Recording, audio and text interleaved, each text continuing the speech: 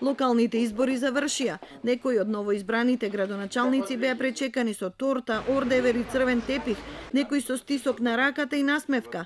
Вака или онака, повеќето досегашни градски татковци ги прифатија изборните резултати и организираа мирно примопредавање на локалната власт. Тоа не може да се рече и за централно ниво. Губитничките партии не им честитаа на победничките. Изминаа само 5 месеци како ВМРО ДПМН не е на власт, а веќе обвинуваат за изборни нерегуларности, притисоци врз администрацијата, купување гласови, злоупотреби на државни ресурси за партиски цели. Лидерот на партијата Никола Груевски изјави дека не ги признава резултатите и дека зад оваа негова одлука стои целиот извршен комитет. Заради констатирани, евидентирани и документирани изборни нерегуларности, заради бруталниот терор што се вршеше во овие 5 недели, заради нечовечките закани, бруталните притисоци, масовниот подкуп, заради кривичните дела кои ги направија во изборите и согласно одлуката на извршниот комитет, ВМРО ДПМН не ги признава овие избори. Неговите зборови звучат познато. Пред 3 години, само што се затворија гласачките места, Зоран Заев објави дека СДСМ не ги признава резултатите поради бројни криминални нерегуларности. Власта на чело со Никола Груевски најбезобразно спроведе уште едни нефер, недемократски и нецивилизирани избори. Власта на чело со Никола Груевски уште еднаш најдрско го узурпираше уставно загарантираното право на граѓаните на Република Македонија за слободно изразување на нивната волја. Повеќегодишното практикување на закани и уцени и конечната реализација на тие закани и уцени од страна на власта овозможи целосна системска контрола врз граѓаните и гласачите во текот на изборниот процес. Пратениците од СДСМ и коалицијските партнери 15 месеци го бойкотираа собранието и со бомби ја објавуваа вистината за Македонија. Заев веднаш побара, а во пржино и доби техничка влада за организирање нови предвремени парламентарни избори. Груевски сега го бара истото.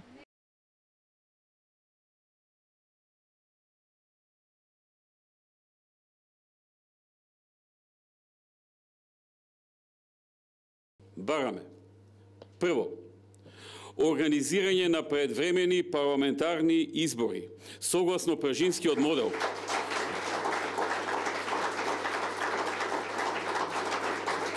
Согласно пржинскиот модел, кои ќе бидат спроведени од техничка влада на исти начин како што беа организирани парламентарните избори на 11 декември 2016 година. СДСМ ги отврли сите барања на ВМРО ДПМН. Во опозицијската партија остануваат молчаливи по прашањето што сега, дали ќе се бара одговорност за изборниот пораз по 10 изборни победи кои ги потенцираа во секоја прилика, дали срамежливите барања оставки ќе добијат гласност. Досега најгласни се барањата од реформаторите, додека старото членство на партијата стравува дека може да се повтори 2004. Тоа беше најголемата криза во постоењето на ВМРО ДПМН. Со неа се соочи младиот лидер Никола Груевски, кој на 12-тиот конгрес во мај 2003 во Охрид беше избран за председател, со јасна поддршка од основачот на партијата Љупчо Георгиевски. Не треба да не очајува тоа што во овие 7 месеци партијата беше во голема дефанзива. Тоа е нормално кога ќе се загубат избори. Таков е примерот со многу партии во многу држави. Како партија на ВМРО ДПМН му престои година на голема подготовка за престојните избори. Година на зацврстување на организираноста на партиските комитети. Година во која ние со нашите активности мораме не само да го задржиме нашето членство и симпатизери, туку да привлечеме најголем дел од неопределените гласачи и политички неутралните граѓани. Наместо единство на кое повикуваше, се соочи со раскол. Незадоволството од неговото водство кулминираше по неуспехот на председателските избори во 2004, кога кардиологот Сашко Кедев загуби од Бранко Црвенковски.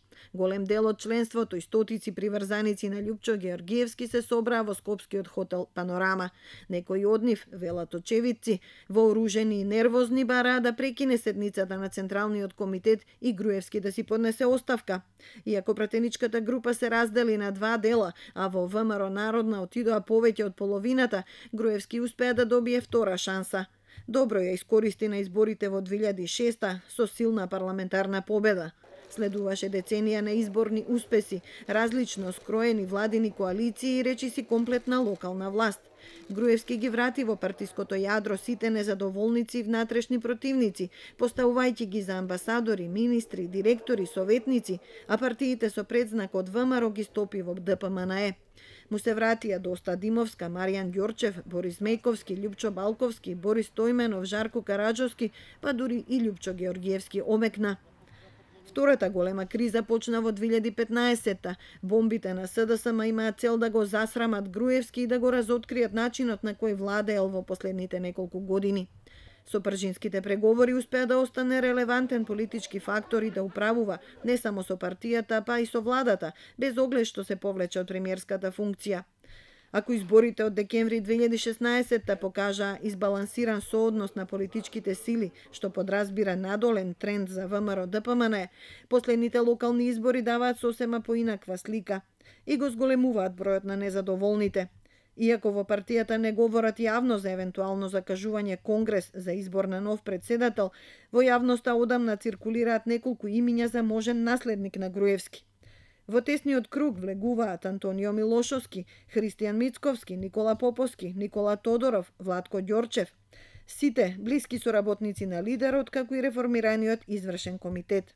Но од целото членство зависи дали ќе решат одговорноста како досега да се бара од сите, само не од лидерот, дали неговото место ќе се преиспитува како прва точка во процесот на постизборните анализи, или тој останува неприкосновен.